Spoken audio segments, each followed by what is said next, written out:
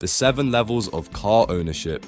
Level 1, the beta driver. There's always that one car in the parking lot that looks like it's lived 3 lives. Paint's faded, bumpers zip-tied, and one headlight has permanent cataracts. Meet the beta driver, the soldier of the streets, the person who views their car less as transportation and more as a survival partner. This is the level where driving is about getting from point A to point B before the engine gives up at point A and a half. These cars have been handed down through families, crashed, patched up, and somehow keep going. They're mostly old Toyotas, Nissans, or Mazdas from the early 2000s, with over 250,000 kilometers on the clock and a story behind every dent. Open the glove box and you'll find a screwdriver, an old insurance slip, and a half-used roll of duct tape. The check engine light has been glowing for so long it's basically part of the dashboard design. The owner knows every weird sound, the loose belt on startup, the faint rattle at 80 kilometers per hour, the mysterious whine that only appears when it rains. And yet, there's pride here. Real, gritty pride. Beta drivers are DIY masters. They've watched enough YouTube tutorials to qualify as honorary mechanics. When something breaks, they fix it with whatever's nearby. Plastic bottle as a coolant reservoir? Done. Coat hanger as an exhaust hanger? Certified engineering. It's the purest form of car ownership. No payments, no fear of scratches, no stress about parking. They fill up with the cheapest gas and hope for the best. The heater barely works. The AC died in 2017, but somehow it still gets them to work every single day. Level 2, the budget reliable driver. This is the stage where people graduate from hoping their car starts to knowing it will. It's that middle ground between survival and stability, the era of practicality, quiet pride, and the first real taste of responsibility on 4 wheels. Meet the budget to reliable driver, the ones holding down the everyday road economy. Their garages are filled with the unsung heroes of the streets, the Toyota Corolla, Honda Civic, Nissan Sentra, Mazda 3, or Hyundai Elantra. Not flashy, not loud, but always ready. These are the cars that never make headlines, yet silently carry millions to work, school, and road trips every day. For most people, this is where real car ownership begins. They've moved past the rust and rattles of the beta stage, and they're finally driving something that feels safe, dependable, and theirs. They're not here for 0 to 60 bragging rights. Rather, they are comfortable that the AC works, the gas mileage is great, and the dashboard doesn't sound like a drum kit. This is also the stage of learning by doing. They start caring about oil changes, tire pressure, and that little sticker on the windshield that says, "Next service due." They find out what maintenance schedule actually means, and that skipping it is a very expensive mistake. Every strange noise triggers a YouTube search and mild panic. Every check engine light is a test of faith. The pride is subtle but real. Budget drivers clean their cars on weekends, park carefully, and smile when someone says, "That thing's still running great," because it is. These cars might not turn heads, but they never break hearts either. And yet, something starts to shift. Once the fear of breakdowns fades, a new curiosity appears. They start noticing the nicer interiors, the sleeker designs, the subtle growl of a turbo in traffic. That quiet thought creeps in. What if I went one step higher? What if comfort could feel luxurious? Level 3, the entry-level luxury owner. This is the stage where car ownership stops being purely practical and starts becoming personal. Meet the entry-level luxury owner, the one who's finally stepped into the world of BMWs, Audis, and Mercedes-Benzes. This level is all about validation. The badge on the hood is a statement. After years of economy cars and serviceable sedans, this driver wants recognition. They've worked hard, saved up, and now they want the world to know it. When they park, they don't walk away fast. They glance back, every time. Common cars here are the BMW 3 Series, Audi A4, Mercedes C-Class, Lexus IS, or Acura TLX. Not supercars, but refined enough to make you feel like you've arrived. The leather seats, soft lighting, and digital dashboards all whisper luxury without shouting it. But beneath that polish is a financial reality check.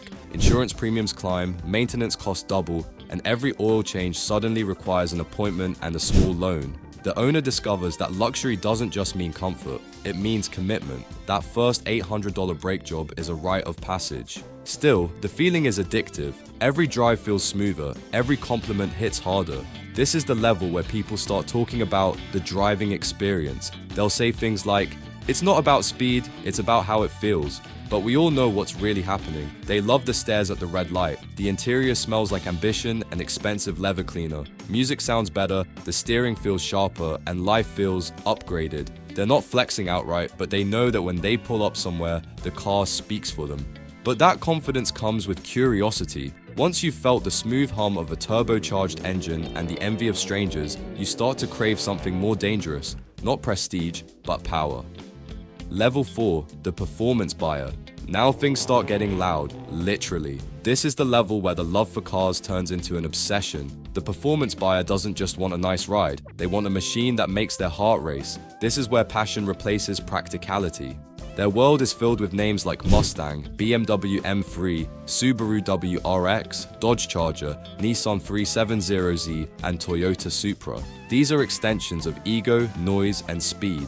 Every rev, every shift, every backfire is a shot of dopamine straight to the brain. These owners talk about cars differently. They don't say, "It drives nice." They say, "She pulls harder in third." They know their torque figures 0 to 60 times and tire sizes by memory. The car is literally a project.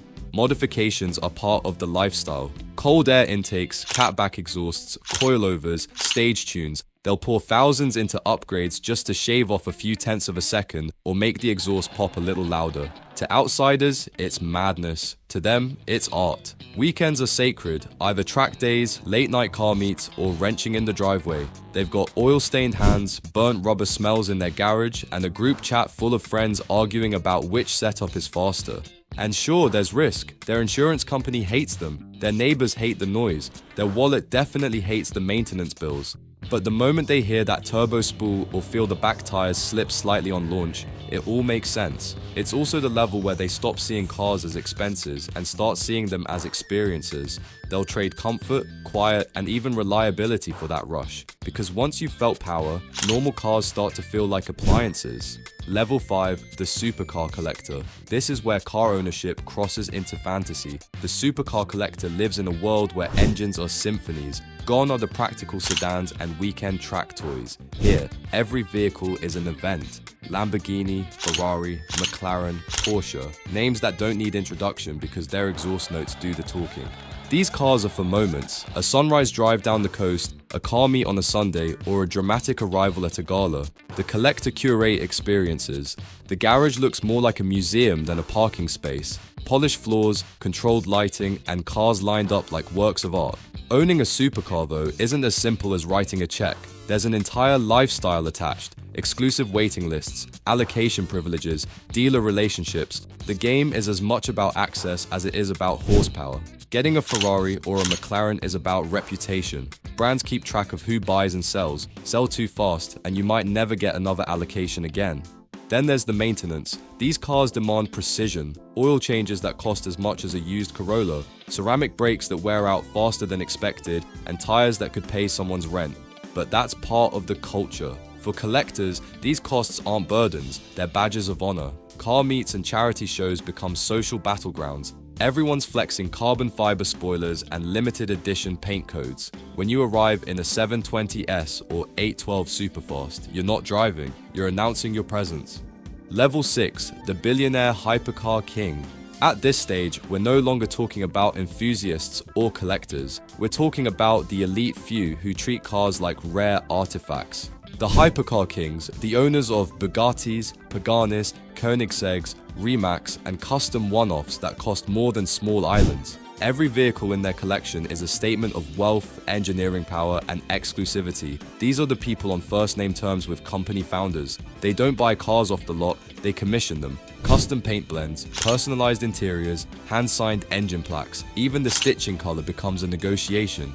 Hypercars are technological masterpieces built to push limits. A Bugatti Chiron Supersport, for example, can reach speeds over 400 km per hour, powered by a quad-turbo W16 engine that costs more to service than most people's annual salary. The Koenigsegg Jesko uses aerospace-grade materials and an engine that revs faster than some motorcycles. Each brand operates at the edge of what's physically possible, and the owners, they exist in a completely different ecosystem. They ship cars across continents for private track events. They meet in Monaco, Dubai, or Pebble Beach, not to race, but to compare craftsmanship. Cars arrive in enclosed carriers, detailed by professionals wearing gloves.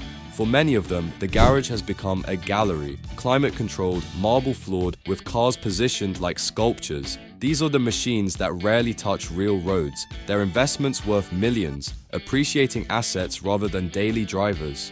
Insurance alone can cost tens of thousands per year, and the waiting lists stretch years. For some hypercars, ownership requires prior brand loyalty. You can't just have money, you need heritage.